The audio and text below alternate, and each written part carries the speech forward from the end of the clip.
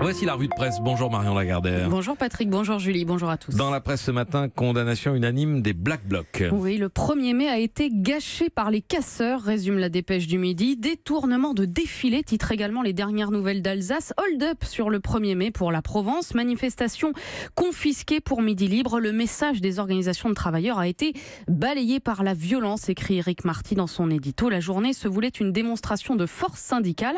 C'est raté. Les Black Blocs ont volé le 1er mai syndical, ajoute Hervé Favre dans La Voix du Nord. On déplore, mais force est de constater que ce ne sont pas les photos des manifestants pacifiques qui font la une, mais celles justement de ces Black Blocs, pourtant dénoncés d'édito en édito pour avoir éclipsé les syndicats. Effectivement, c'est plus photogénique que les banderoles de la CGT. Dans la presse, il y a donc ce coupable pointé par tous, mais il y a aussi la question de savoir qui est coupable d'avoir laissé faire. Polémique sur la stratégie policière, titre Le Parisien, dans lequel un militant CGT se demande si l'objectif n'était pas de laisser la manifestation dégénérer. Même doute dans le Figaro. Cette flambée aurait-elle pu être évitée, demande le journal à Yves Lefebvre, patron du syndicat SGP Police FO, qui répond que non, parce que même avec des forces de police déployées en nombre conséquent, 1200 CRS, nous n'avons pas, dit-il, la capacité d'interpeller ces activistes en amont. Et oui, pour arrêter quelqu'un, il faut un motif, une seule solution, légiférer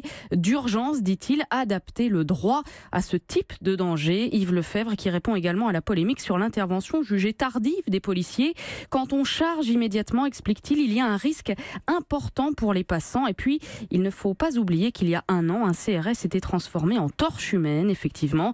Hier, rien de tout cela ne s'est produit, aucun blessé, aucun brûlé, personne tombé à la scène. Les policiers ont évité le pire, mais aucun journal ne le note. C'est le journal de 8h sur Europe 1, on l'a dit tout à l'heure. Et puis ce matin, il y a quand même quelques unes avec des photos de manifestants pacifiques et souriants. Oui, celle de la Charente Libre, par exemple, de la République du Centre, ou encore de Libération, avec cette photo d'une jeune femme juchée sur les épaules d'un ami au milieu de la foule. Des unes en noir et blanc, et pour cause, toutes célèbrent mai 68. Sondage dans Libération, 7 Français sur 10 jugent l'héritage de mai 68 positif. 43% des personnes interrogées y voient des avancées sociales, politiques ou sociétales. 40% une période où tout était possible et 19% seulement une période de chaos et de laxisme. Bref, mai 68, c'est positif pour 88% des personnes de gauche, 59% à droite et 68% au FN. De quoi faire dire à Libération que l'opinion se réjouit sans clivage. Pourtant, c'était aussi du brutal. Double page dans l'Est républicain qui revient sur cet épisode meurtrier à Sochaux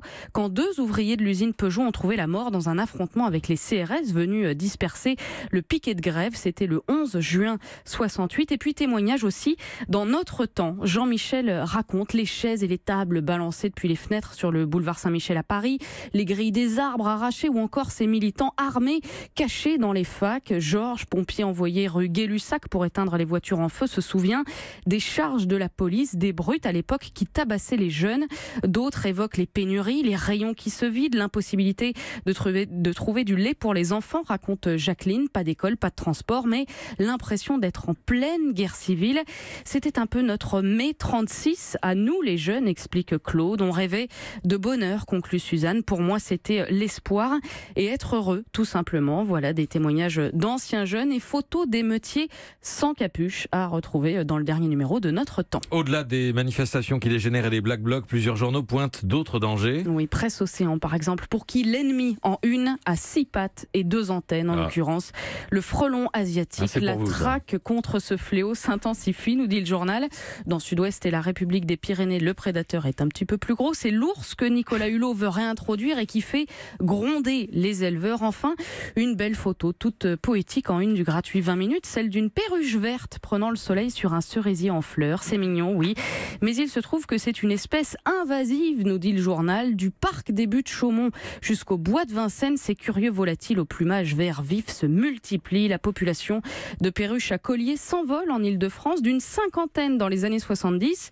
Leur nombre a été multiplié par 100 en 40 ans, une véritable menace pour la biodiversité d'après la Ligue de protection des oiseaux. Ces perruches squattent les nids des autres et pillent leur nourriture, invasive donc, mais à en croire l'article de 20 minutes, adorée des passants comme Martine et sa petite fille de 6 ans qui n'y voient qu'un bel oiseau exotique et amusant. Effectivement, c'est toujours plus divertissant que les rats et les pigeons. Enfin, cette question à la une de l'hebdomadaire Le 1, a-t-on encore le droit de rêver ? Oui, le rêve ou plutôt l'utopie. De toutes ces définitions, écrit Éric Fotorino dans son édito, on pourrait retenir celle de l'horizon à jamais inaccessible qui se refuse quand on croit l'approcher mais vers lequel il faut tendre sans cesse si l'on veut avancer. L'utopie est-elle irréalisable ou seulement irréalisée ? Notre problème, répond l'historien Rutger Bregman, c'est que nous ne savons pas où aller à l'avenir. Nous n'avons aujourd'hui plus d'utopie pour nous porter. Beaucoup d'intellectuels jugent d'ailleurs qu'une pensée utopiste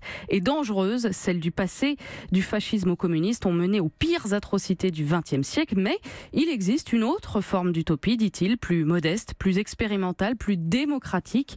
Effectivement, encore faut-il définir le monde que l'on veut. Alors on trouve plusieurs pistes de réflexion dans cette édition du 1 qui fête son 200e numéro et dont le projet utopique il y a 4 ans était de proposer à un journal indépendant, rappelle la une, sans publicité ni actionnaire tout-puissant, placé sous cette citation de la philosophe Hannah Arendt, penser l'événement pour ne pas succomber à l'actualité. Un rêve réalisé donc est disponible ce mercredi en kiosque pour ceux d'entre vous qui se demandent eux aussi, a-t-on encore le droit de rêver ? Bonne question, merci à vous Marion Lagardère pour la revue de presse.